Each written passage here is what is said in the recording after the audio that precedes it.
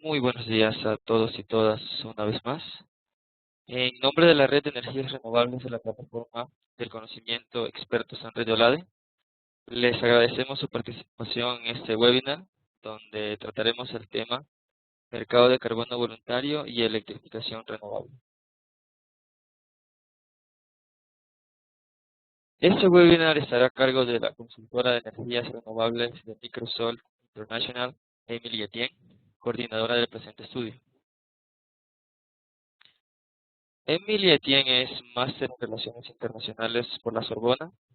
Antes de integrarse al equipo de Microsoft, Emily trabajó en varias ONGs, incluyendo proyectos de educación intercultural en Perú y la dirección de la asociación Blue Energy Francia, que apoya proyectos de acceso a la energía renovable y agua limpia en Nicaragua. Cabe destacar que estudió durante 4 años el idioma quichua. Microsoft se estableció en el año 2006 con el objetivo de enfocar sus esfuerzos en la investigación y difusión del conocimiento sobre la temática vinculada a las tecnologías apropiadas. Después de implementar actividades puntuales de consultoría sobre temas ambientales y sociales en Francia, realizó estudios en microfinanzas y medio ambiente, mercado de carbono, entre otros, para fortalecer el entendimiento de estas temáticas. Desde junio del 2013 hasta mayo del 2014, Microsoft, gracias al apoyo de la Fundación Rexel para el Progreso Energético, realizó un estudio sobre las potencialidades de la zona andina para acceder a la electricidad y el alumbrado en base a energía renovable mediante el mercado de carbono. Este estudio investigó sobre la energía solar, eólica, hidroeléctrica y de biomasa para generar electricidad, así como iluminación eficaz para poblaciones necesitadas. El objetivo del estudio fue identificar proyectos que sean compatibles con el mercado de carbono, con el fin de brindarles un apoyo financiero dedicado a reforzar la sostenibilidad de sus proyectos. La coordinadora del estudio y presentadora de hoy, Emily Etienne, ha hecho un exhaustivo trabajo de investigación y de campo en 5 países de América Latina. Al finalizar el estudio se realizó un informe que proporciona un análisis del potencial para difundir programas carbono de eficiencia energética en Latinoamérica, concentrándose en los países andinos, Colombia, Ecuador, Perú, Bolivia y Chile, y en 2 temas principales: el acceso a la electricidad y a la iluminación para la gente que vive en condiciones de pobreza. Les recordamos a los participantes que podrán hacer preguntas al presentador al final de este webinar a través del chat con un mensaje dirigido a todos los participantes. Les pedimos mantener sus micrófonos apagados con el fin de que no exista interferencia durante el webinar. Además, les recordamos que el webinar está siendo grabado y estará disponible en la página de la Red de Energías Renovables en Expertos en Red en los próximos días.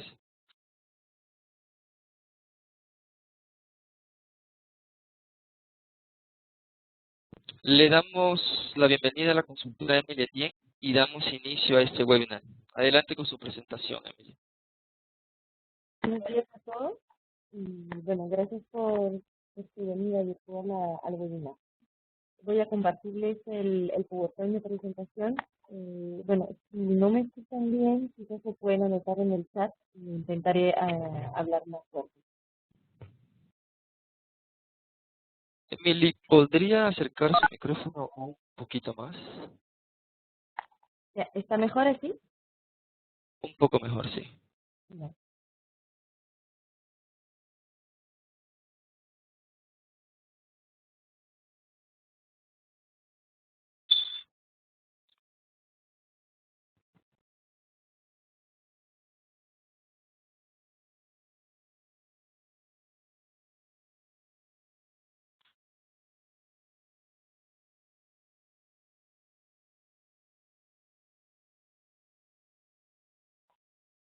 Ya, ¿está bien? ¿Pueden ver el PowerPoint de presentación?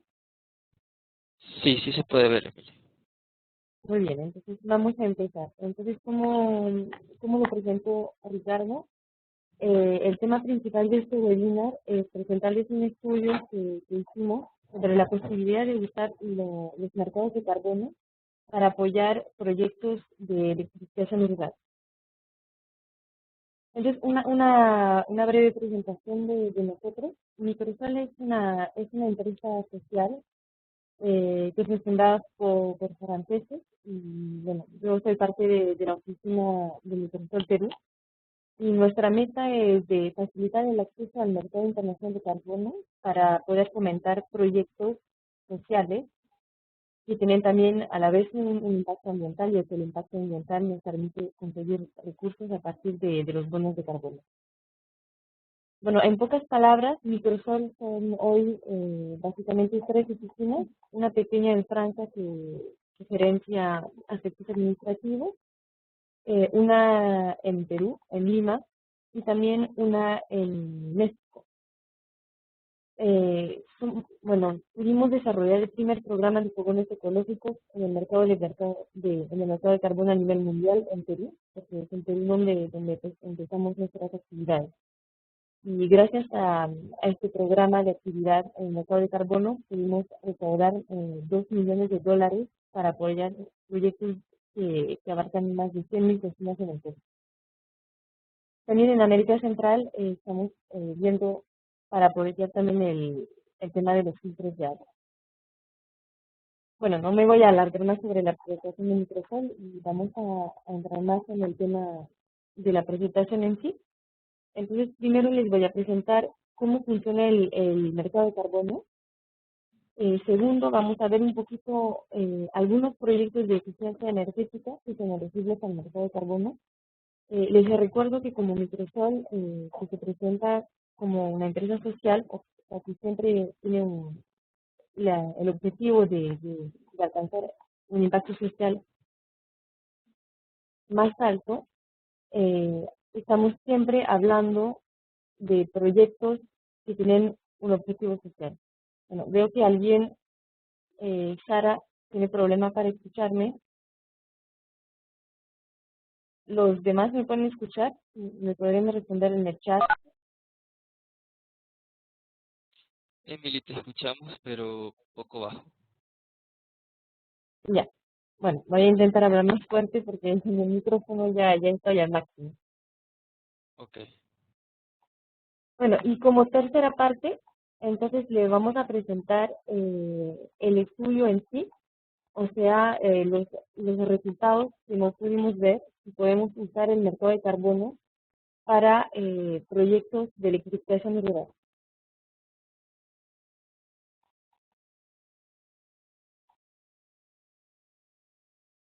Bueno, entonces, ¿cómo nace el mercado de carbono? El mercado de carbono nace con el protocolo de Kioto y el compromiso de los países para luchar contra el cambio climático vía la reducción de emisiones de gases de efecto invernadero. Entonces, con el protocolo de Kioto, los países más ricos tienen un compromiso de bajar sus emisiones de gases. Entonces, cada país va a transferir su meta de reducción de emisiones de gases a sus empresas, porque el Estado en sí no puede hacer mucho. Entonces, va a dar sus metas de reducción de emisiones a sus empresas más contaminantes. Y entonces cada empresa más contaminante, bueno, estoy simplificando, pero es la idea general, cada empresa más contaminante tiene como un derecho de emitir una cierta cantidad por año de gases de efecto invernadero. Aunque el tema del derecho de contaminar es un poquito feo, pero bueno, así más o menos funciona, ¿no? Así que cada empresa puede emitir una cierta cantidad de gases de efecto invernadero por año. Entonces, ¿cómo puede lograr esta reducción de emisiones? Primero, puede bajar sus propias emisiones, por ejemplo, realizando obras en su propia planta, que va a permitir que su actividad esté menos contaminante. Si no lo logra, o si no lo logra suficiente, otra opción es de comprar a otra empresa que todavía no ha contaminado hasta su límite.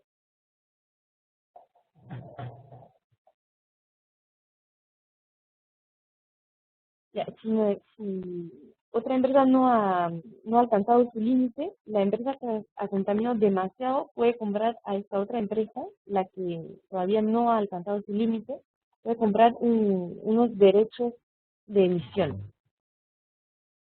Y por fin, la tercera manera para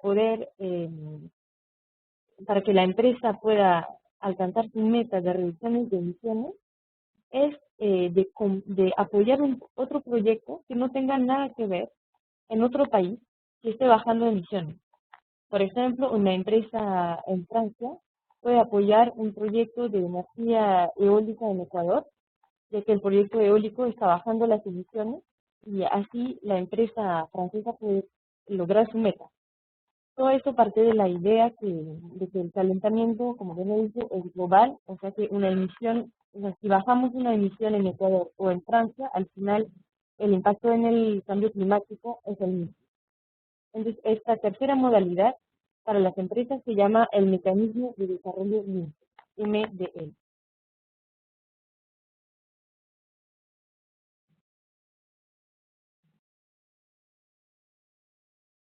En esta slide es un poquito para resumirles, porque esta idea es muy importante porque permite entender todo lo resto. Entonces, aquí tenemos un ejemplo de una empresa que ha recibido 100 derechos de emisiones de gases de efecto invernadero. Pero para realizar su actividad, la empresa va a necesitar de emitir 120 toneladas. O sea, que vemos que todavía tiene 20 toneladas más allá del límite. Entonces, en nuestro ejemplo, lo que va a hacer la empresa va a comprar 10 derechos de emisión a otra industria que no ha usado todos sus derechos de emisión.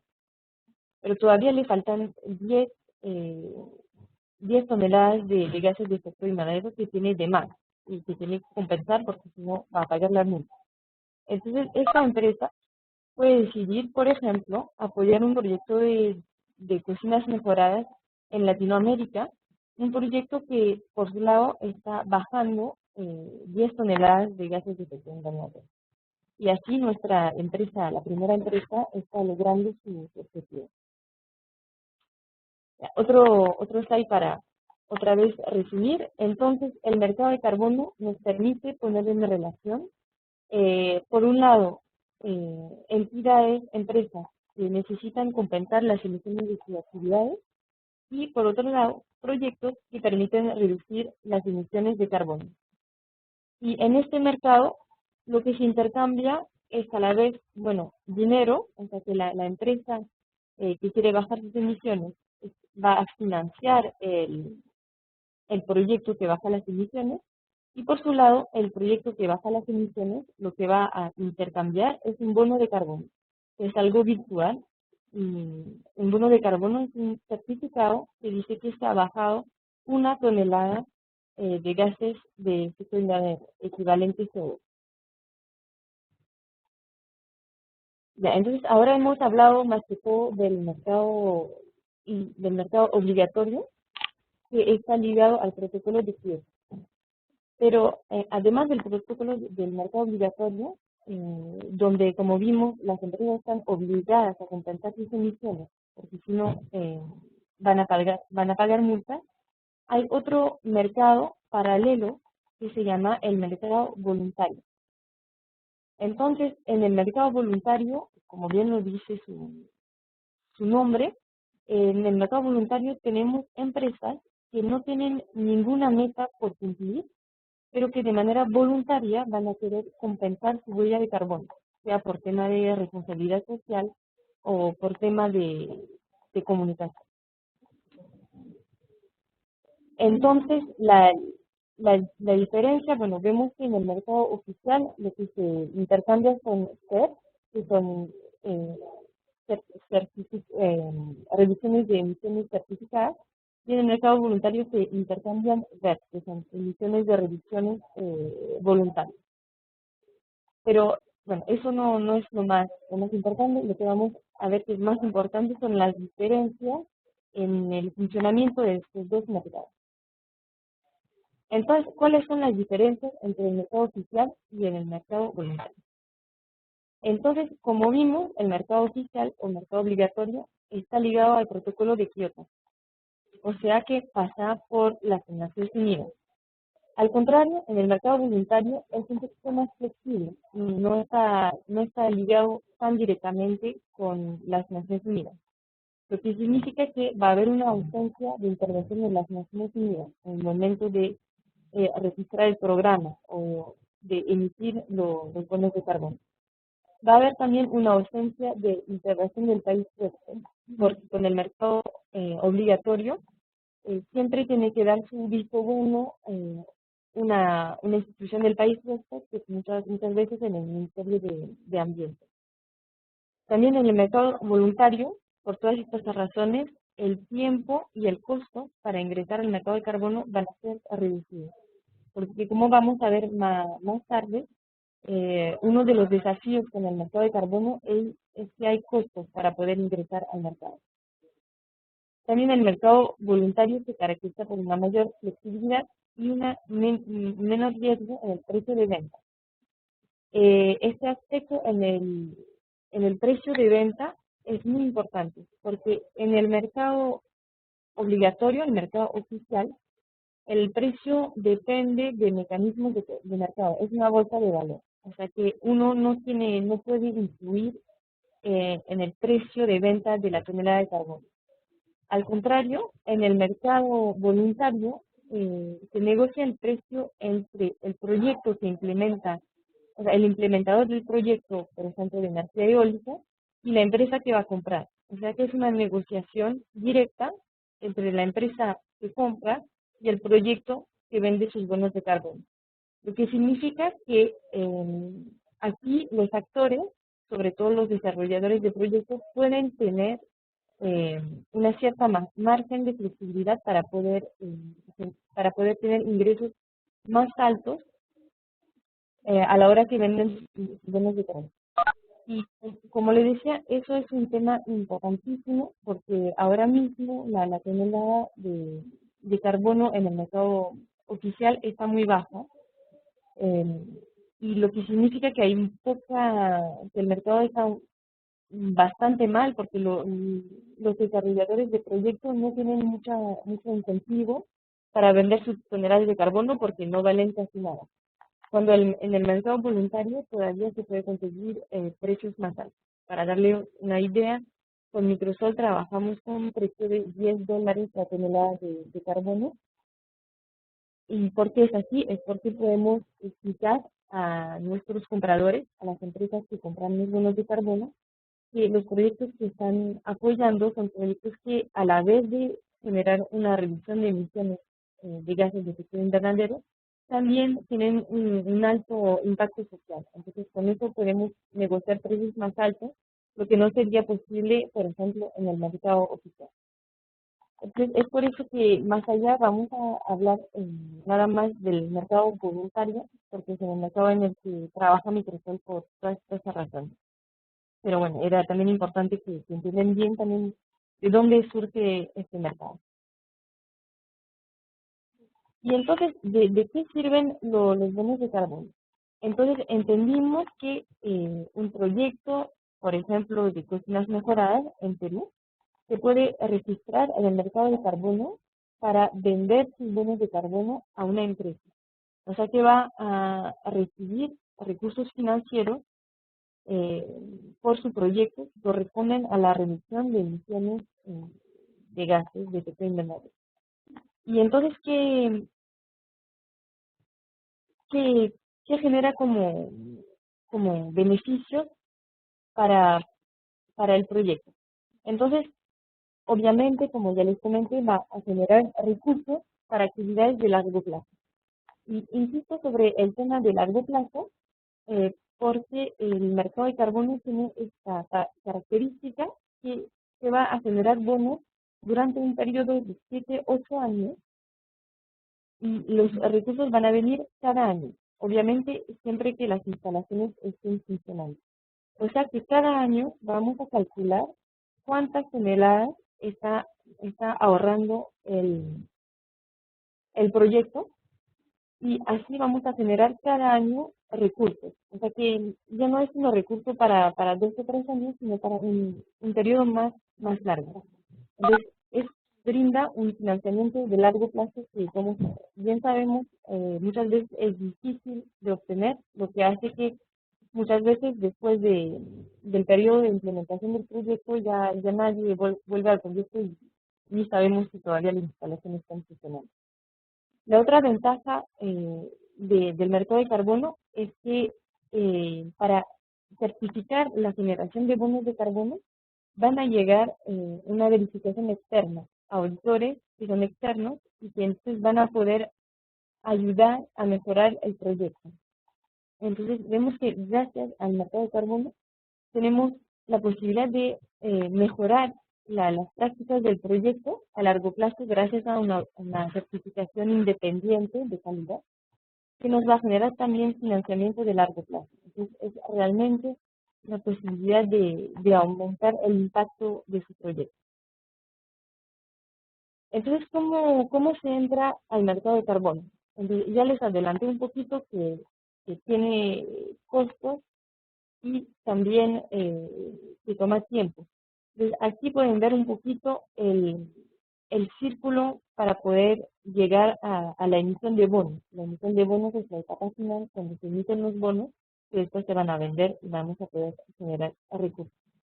Entonces, primero se tiene que diseñar el proyecto dentro del mercado de carbono. Entonces, para esto vamos a tener que producir lo que llamamos documentación carbono, informe de diseño, y el auditor va a venir para validar la integración del proyecto en el mercado de carbono, lo que nos va a resultar en la registración del programa del proyecto en el mercado de carbono. Bueno, después tenemos la implementación y al final el seguimiento es cuando cada año van a venir auditores para verificar que realmente se está ahorrando emisiones de gases de efecto invernadero. Y solamente en este momento vamos a poder emitir bonos de carbono. Bueno, esta slide nos resume un poquito dos modalidades con las cuales podemos entrar al mercado de carbono. Hasta ahora les hemos presentado cómo un proyecto puede entrar al mercado de carbono. Digamos, por ejemplo, un proyecto de una serie de cocinas mejoradas en Perú, que va a entrar al mercado de carbono. Pero también hay otra manera para poder entrar al mercado de carbono vía el mecanismo de un programa. Un programa permite abarcar varios proyectos, por ejemplo, en Perú, proyectos de ONG, proyectos de gobiernos regionales, que están en diferentes regiones que van a entrar bajo del mismo programa. Y la ventaja es un poquito de juntar esfuerzos. En vez de que cada proyecto entre por su cuenta, en este caso vamos a juntar varios proyectos para que todos puedan entrar al mismo tiempo y así bajar los costos de entrada al mercado de carbono. Aquí, por ejemplo, vemos un ejemplo. Primero van a entrar un primer bloque de proyectos en el programa Carbono, que van a tener su emisión de bonos, y después van a entrar otros proyectos de otros actores en otras regiones, y para estos otros actores que entran más tarde, ya el proceso va a ser más fácil, porque el programa de carbono ya existe. Bueno, este slide es un poquito para explicarles cómo funcionamos, quiénes son los actores. Entonces, en azul, ven como lo que llamamos nuestros socios de Microsol. O sea, son instituciones que están implementando proyectos de energía renovable.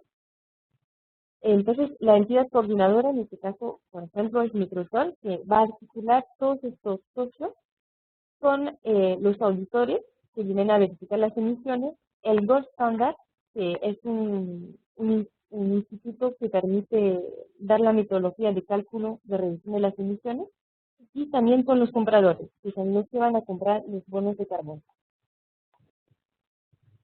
Entonces, ¿cuáles son los criterios para poder entrar al mercado de carbono?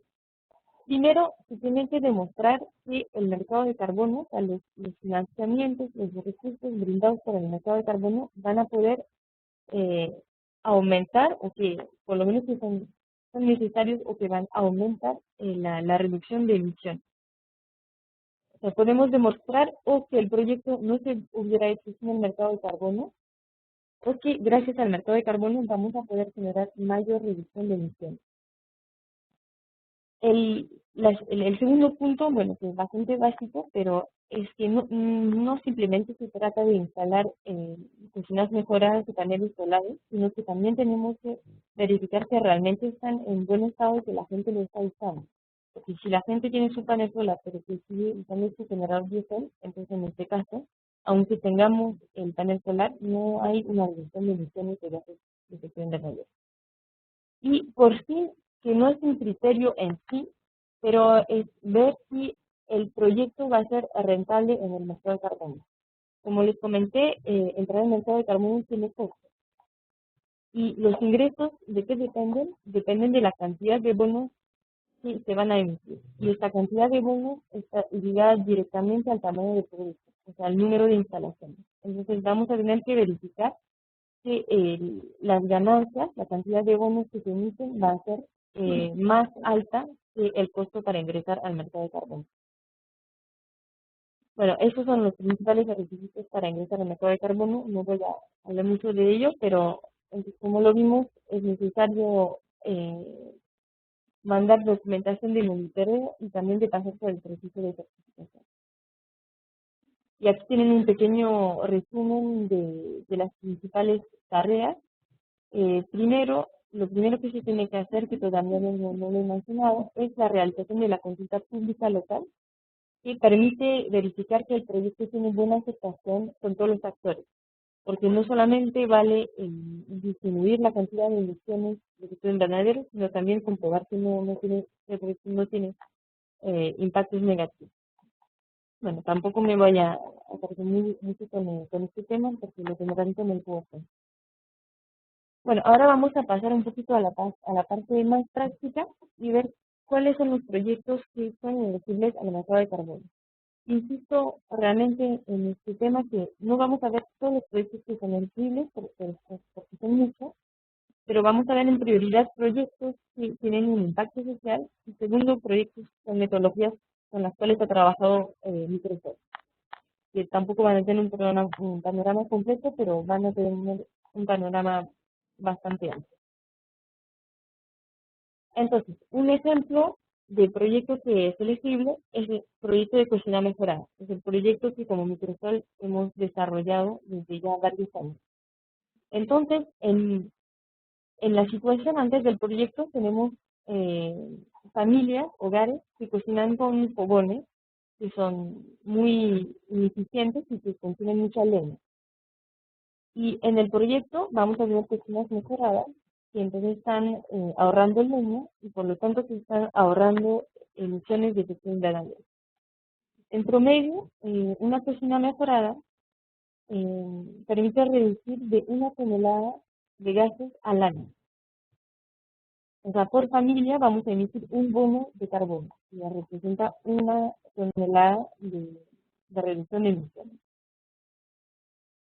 Entonces, durante 7 años, que es la duración del proyecto, vamos a poder emitir como mínimo 7 bonos de carbono, incluso finalmente un poquito más, ¿no? Así le podemos de 10 hasta 12 bonos de carbono, que vamos a vender en el mercado voluntario a $10 la tonelada, porque como les comenté, podemos tener este precio de venta alto porque el proyecto también tiene un impacto social.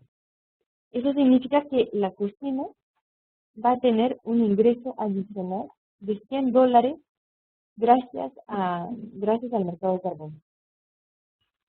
Y este ingreso en general lo recibe el desarrollador del proyecto y lo va a usar para asegurarse de que primero las cocinas siguen funcionando, o sea, financiar la operación de mantenimiento y segundo, que se le sobra plata para poder implementar más cocinas mejoradas. En energía renovable, Entonces, en línea base tenemos, por ejemplo, generadores diésel que vamos a reemplazar por paneles solares, energía eólica, energía hidroeléctrica.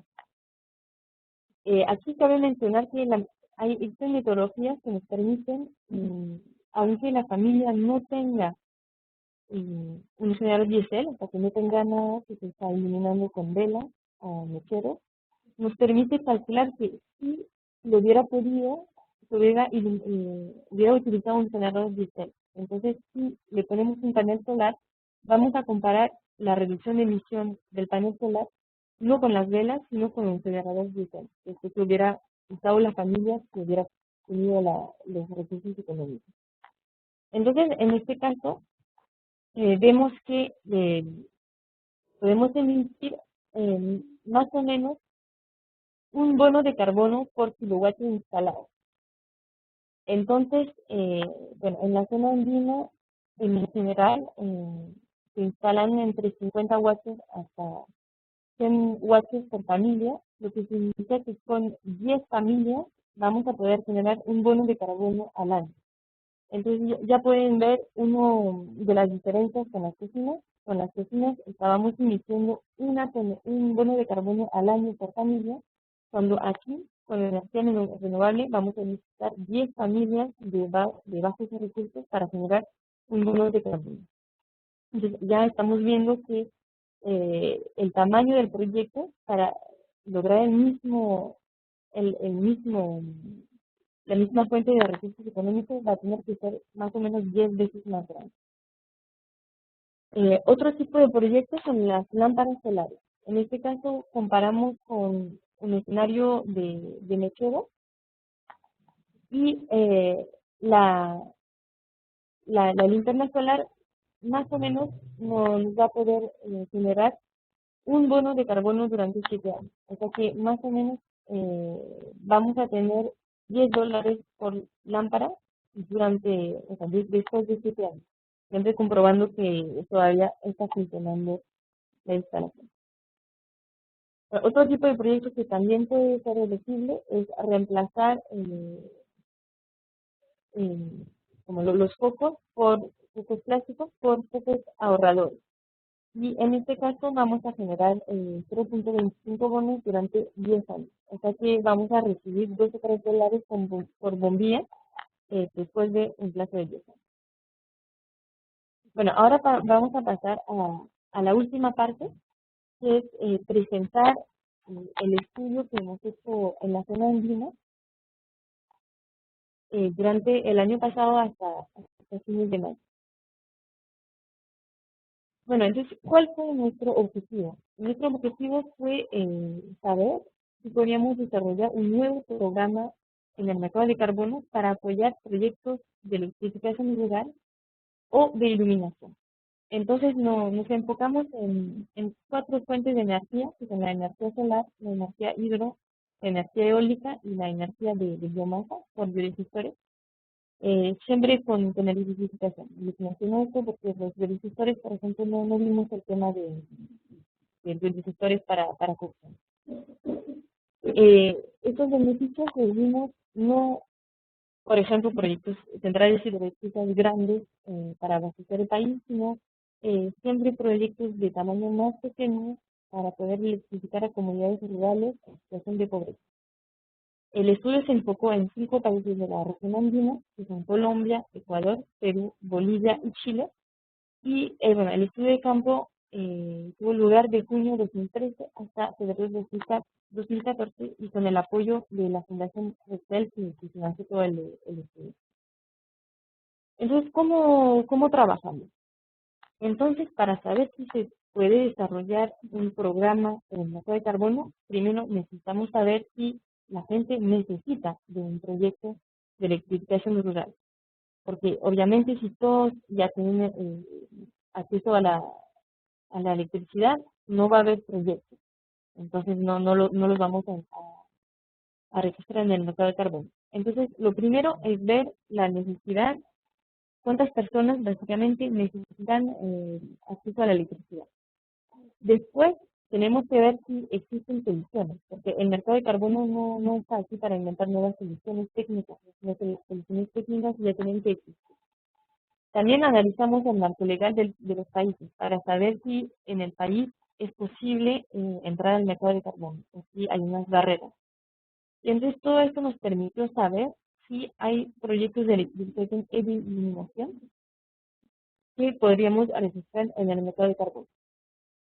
Después hicimos un análisis carbono de estos proyectos, o sea que vimos si son elegibles en el mercado de carbono, o sea, si los beneficios con el mercado de carbono superan los costos de entrada al mercado de carbono.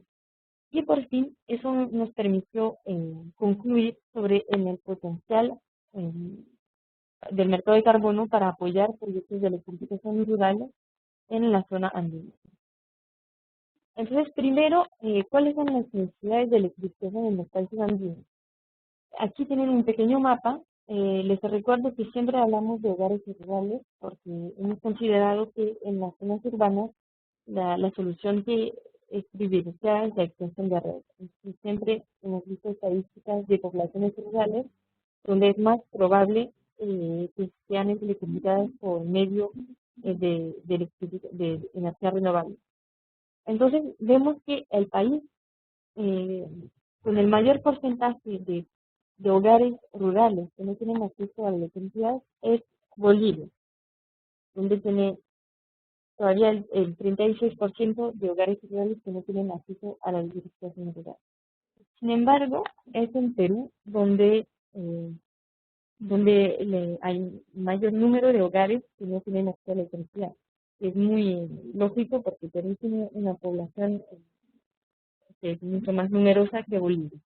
Entonces, los dos países que se destacan en cifras de cuántos hogares todavía carecen de actual electricidad son Perú y Bolivia. Y también Colombia, porque Colombia, a pesar de haber podido ya tener una tasa de electrificación relativamente alta, tiene una población grande y todavía 1,5 millones de personas no tienen acceso a la electricidad. Y al contrario, tenemos Chile, que casi ya terminó la electrificación rural, aunque también tenemos una limitación que es la falta de definición de qué significa electrificación rural.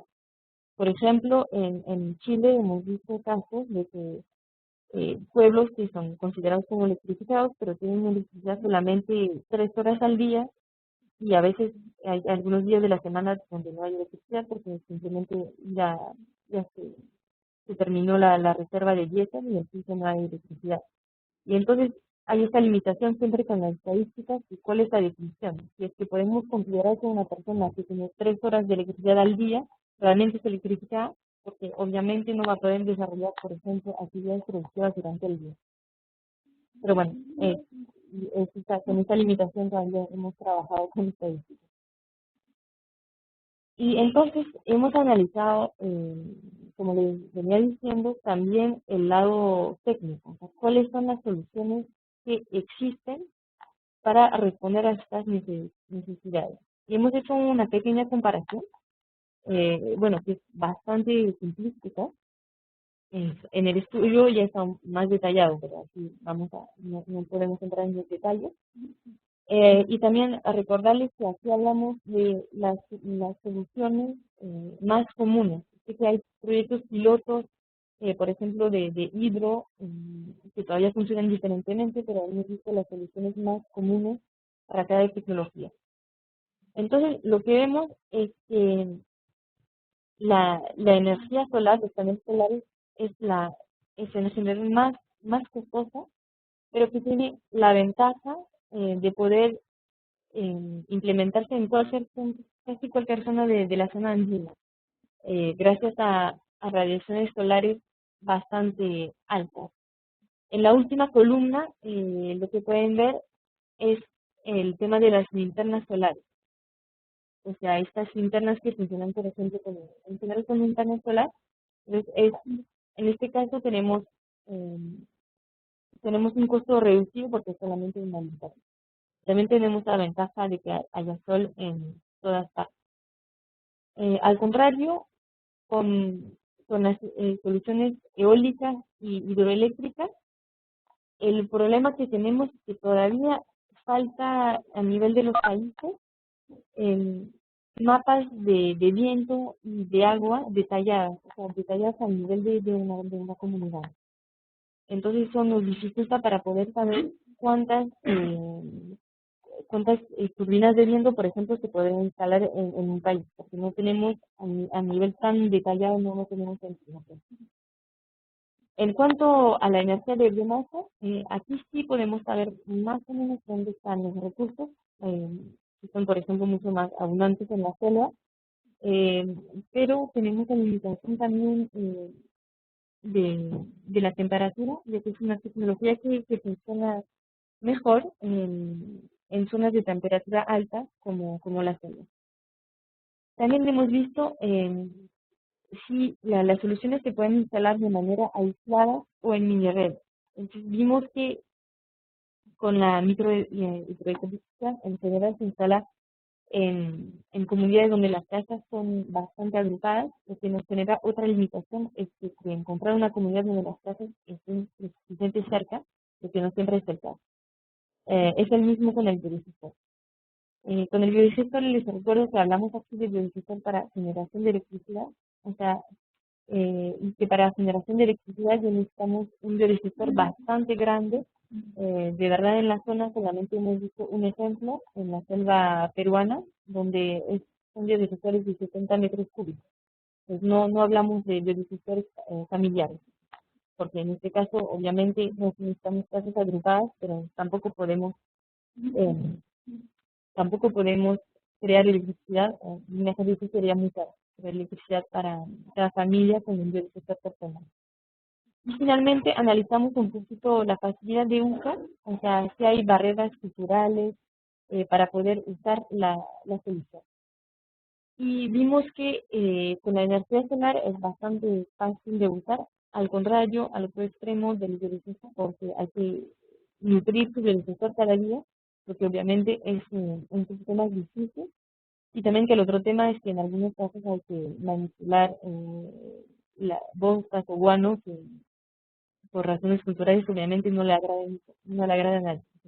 Los biodigestorios ya son un caso un poquito aparte. Entonces, finalmente, pudimos ver con esto que la solución que tiene mayor posibilidad de masificarse son las soluciones solares. No significa que las otras soluciones no son válidas, sino que seguramente no se podrá implementar a nivel de todo el país, porque ya se van a necesitar estudios más detallados. También analizamos un poquito cuáles son los factores de éxito de un proyecto. Y entonces vimos que lo importante es de asegurarse de que haya adopción del proyecto en cada etapa del proyecto. En la etapa del diseño del proyecto es necesario implicar a las personas en la decisión del proyecto, también en la implementación, en la fase de operaciones y a largo plazo. El modelo de gestión también es muy importante para saber quién se va a encargar de cada actividad y quién va a cubrir los gastos. Más allá, en la próxima slide le voy a dar más ejemplos porque aquí estamos hablando mucho teoría, pero ojalá que aquí ya se pueda hacer más claro. Entonces, esto de garantizar la adopción del proyecto, aquí tienen varios ejemplos que hemos visto en campo. Por ejemplo, el primer ejemplo es en Perú, en la región del Cusco, donde la ONG Soluciones Prácticas implementó paneles solares. Y entonces se dieron cuenta de que la gente estaba un poquito reacia para que se implementaran los paneles solares. Y poco a poco, pasando algunos meses con las familias, ya entendieron que algunos tenían miedo a los paneles solares porque pensaban que iban a traer los rayos. Entonces, en este caso vemos que es muy importante no solamente analizar las necesidades de las poblaciones, pero entender las barreras que puede haber con la tecnología para poder después superarlas. Entonces, realmente que haya una adopción del usuario con la tecnología. En Ecuador, otro ejemplo con un proyecto de SEBA que ahora están mantenidos por SEDETA, es el modelo de gestión, o sea, quién se va a encargar de las operaciones de mantenimiento. Entonces, en esta comunidad de la región de Esmeralda, hay dos personas que se encargan cada mes de recaudar un pequeño pago de los usuarios y con este pago pueden pagar el mantenimiento básico y también llamar al técnico de la ONG si que haya problemas más graves. Entonces, eso asegura que a largo plazo hay alguien que se va a encargar del mantenimiento. Porque si no, muchas veces lo que vemos es que las personas cuando ya deja de funcionar la instalación, el panel solar, por ejemplo, la persona simplemente deja de usarla. En Bolivia, con la ONG energética y la empresa Ciesa, vimos otra manera de asegurar la sostenibilidad a largo plazo gracias a visitas de seguimiento preventivo y correctivo. Las visitas de seguimiento preventivo es una manera de que los técnicos vayan a cada casa antes de que se reporte un problema para seguir haciendo capacitación a los usuarios. Y vimos que hay muchos casos donde las personas se olvidaron totalmente de su primera capacitación y que entonces es muy importante poder hacer este seguimiento preventivo.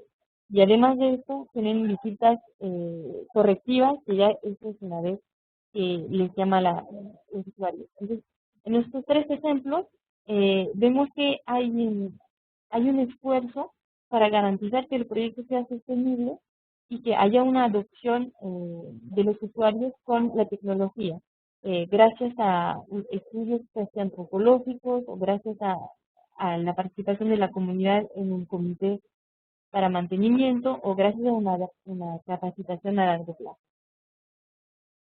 Bueno, y por fin entonces estudiamos si es posible en cada país poder usar los mecanismos de carbono para lograr o sea, para asegurar la sostenibilidad de los proyectos.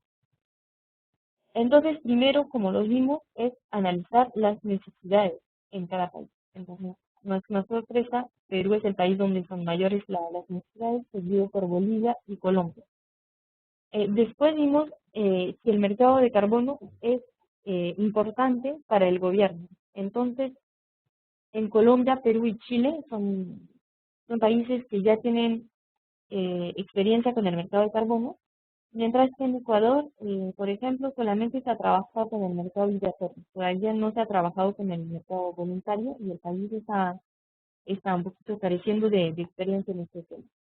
En Bolivia, que tiene una luz naranja, el tema es un poco diferente, ya que en Bolivia todavía, o sea, mejor dicho, el mercado de carbono no entra en las prioridades del gobierno nacional, porque lo ve muy ligado al protocolo de Kioto y como a la imponencia de los países más ricos de sus normas sobre países más en desarrollo.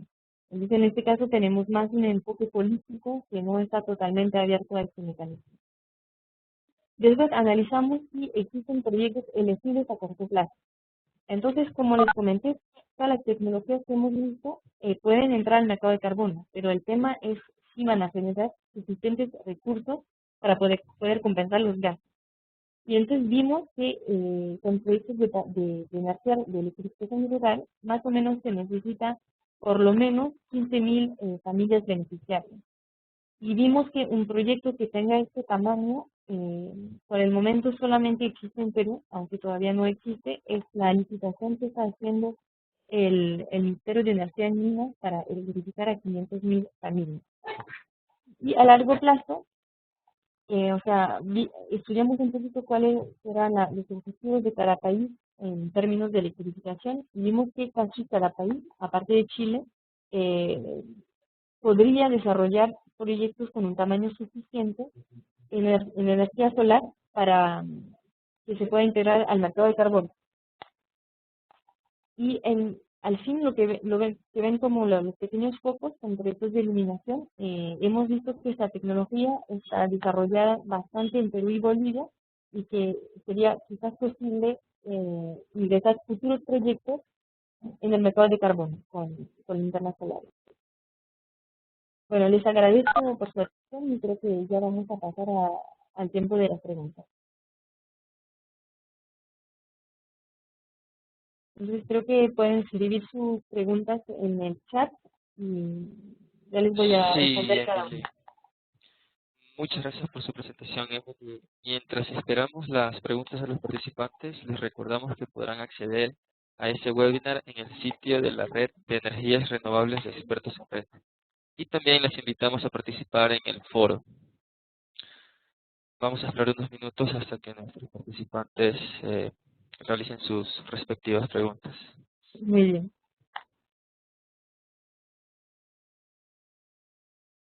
Bien, tenemos una pregunta por acá, Emily.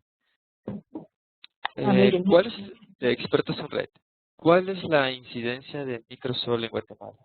Este país es un lugar por excelencia para desarrollar proyectos de bonos de carbono. De hecho, es un lugar con mayor porcentaje de usos de leña e innumerables comunidades sin acceso a la electricidad.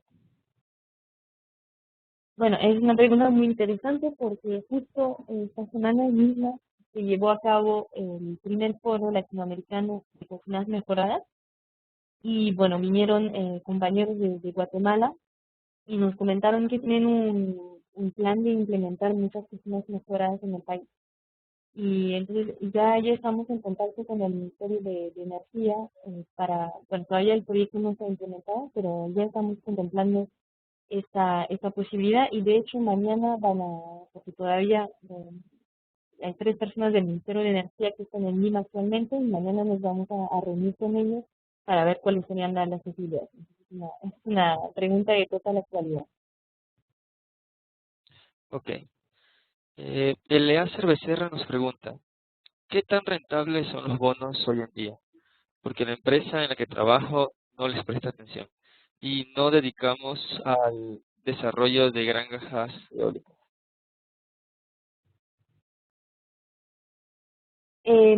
Bueno, como les presenté, los precios son muy diferentes. Si hablamos de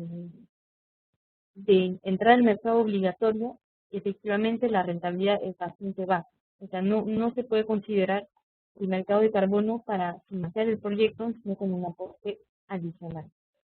En el mercado voluntario, el precio se negocia con la empresa que compra. Entonces, granjas eólicas, no sé bien a qué se refiere, pero en general en el mercado voluntario logramos precios más altos cuando el proyecto tiene un impacto social, porque tiene un valor añadido. Y en este caso, eh, sí, wind farm, entonces, o sea, si me podría precisar, son granjas con energía eólica, pero sí también hay una parte de lucha contra la pobreza o si solamente es el aspecto de energía renovable. Porque en el caso de que haya un impacto social, además del impacto ambiental, en este caso se puede lograr precios de venta más altos y sí puede ser interesante para ya, solo energía alternativa. Entonces, es verdad que en este caso los precios que se logran por tonelada de carbono son mucho más bajos, alrededor de 3 euros la tonelada. Y entonces, en este caso, es verdad que los precios son más bajos y hay que hacer un estudio de rentabilidad para verlo, comparar los costos de entrada y los precios que se podrían lograr al momento de vender los bonos de carbono. Ok, Emily. Por acá Sara nos pregunta, ¿el alcance del estudio se limitó a identificar los proyectos elegibles para apoyo de los mercados de carbono? ¿Perdón? Una pregunta de Sara. Ah, Nos pregunta que si el alcance del estudio se limitó a identificar los proyectos elegibles para apoyo de los mercados de carbono. es el objetivo inicial, pero o sea, ese fue el objetivo del estudio de actividad. Lo siento mucho Río de Lima.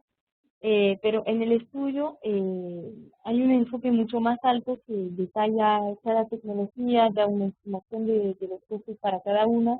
También hay un análisis por país con datos bastante interesantes sobre tasa de electrificación, los actores. O sea, el objetivo en sí era ver si era factible integrar al mercado de carbono proyectos existentes. Pero para llegar a este punto tuvimos que hacer mapeo de los actores, lista de los proyectos. Entonces, si lo que están buscando es un poquito un panorama de la energía renovable en los países andinos, creo que puede ser también de mucha utilidad.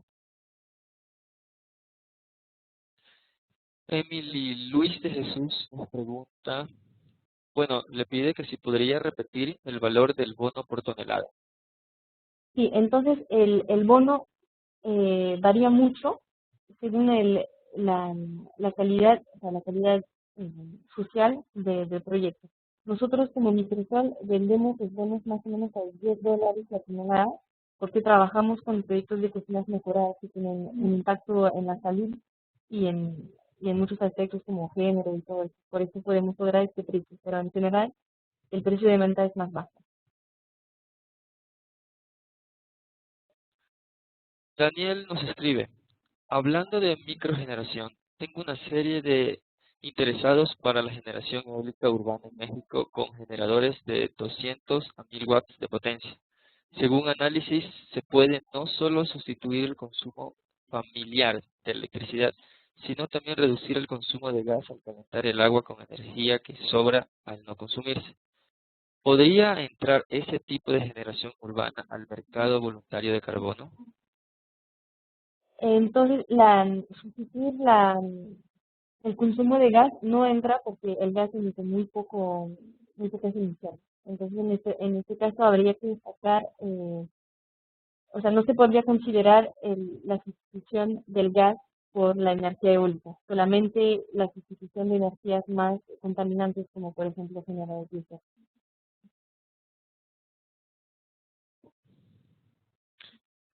Sara nos pregunta, entiendo que la mecánica normal para poder participar en la venta de shares es que el proyecto debe inscribirse antes de que éste sea implementado. ¿Cuál es el mecanismo para proyectos ya existentes? ¿Se puede participar? Es una pregunta muy interesante y muy, muy compleja.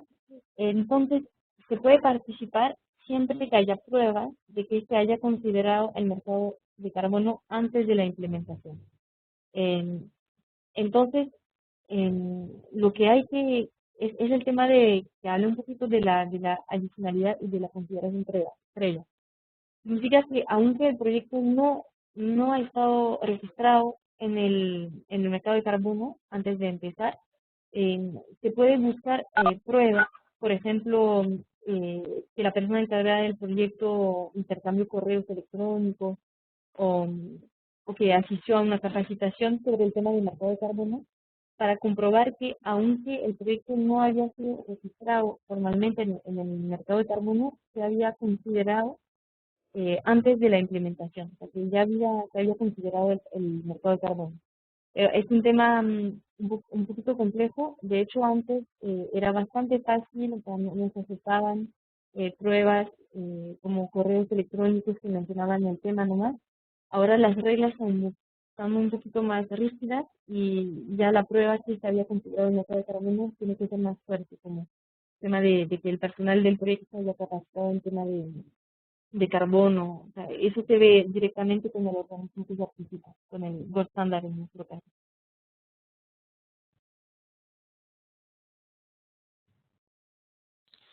Emily, tenemos otra consulta. ¿Este mecanismo de mercado voluntario puede motivar, impulsar la RSC? ¿Hay experiencias en este sentido? Sí, de hecho entiendo, se trata de responsabilidad social corporativa, ¿verdad? Sí. Sí, de hecho hay cada vez más empresas que ya quieren compensar su huella de carbono. Entonces, que van a comprar, o sea, en vez de que la empresa, porque también hay empresas que simplemente, no, pero que están apoyando proyectos dándoles recursos nomás. Ahora hay empresas que, además de simplemente, o sea, dar recursos financieros, quieren comprobar quieren poder comunicar que este apoyo representa un equivalente en su actividad. O sea que no solo quiere, por ejemplo, dar 1.000 euros a un precio de cocina mejorada, sino que la empresa quiere poder decir, he compensado mi huella de carbono apoyando este proyecto de cosas mejoradas con $1000, que me ha generado, no sé, 10 toneladas de carbono, que corresponde a lo que yo emito. O sea, sí hay de hecho experiencias mostrando que el mercado voluntario incentiva, porque su ventaja es que da indicadores muy claros para que la empresa pueda comunicar sobre su acción de responsabilidad social. Emily Oscar Raúl Benavides nos pregunta, ¿biodigestores pueden ser considerados en el mercado de carbono? Sí, sí, totalmente. Los biodigestores pueden ser considerados. Con los biodigestores no hemos hecho un análisis a fondo, porque los biodigestores es una tecnología bastante particular, porque evitan emisiones de gases de dos maneras. Primero, si consideramos eh, un biodigestor para generación de electricidad, primero el biodigestor va a evitar que se use, por ejemplo, un generador diésel. Entonces, eso es lo mismo con paneles solares o energía eólica. Así, se está ahorrando emisiones a comparación de la línea base. Pero también el biodigestor ahorra aún más emisiones, porque permite que la basura orgánica, cuando se está deteriorando, ya no emite gases de efecto invernadero en la atmósfera, porque estamos quemando el gas. Entonces, los biodigestores totalmente pueden ser incluidos, pero la metodología es otra, y en verdad los biodigestores reducen aún más los gases de efecto invernadero. Con este tema de biodigestores, si les interesa, pueden verificar las metodologías que existen en la página web de la ONU, de la UNFCCC.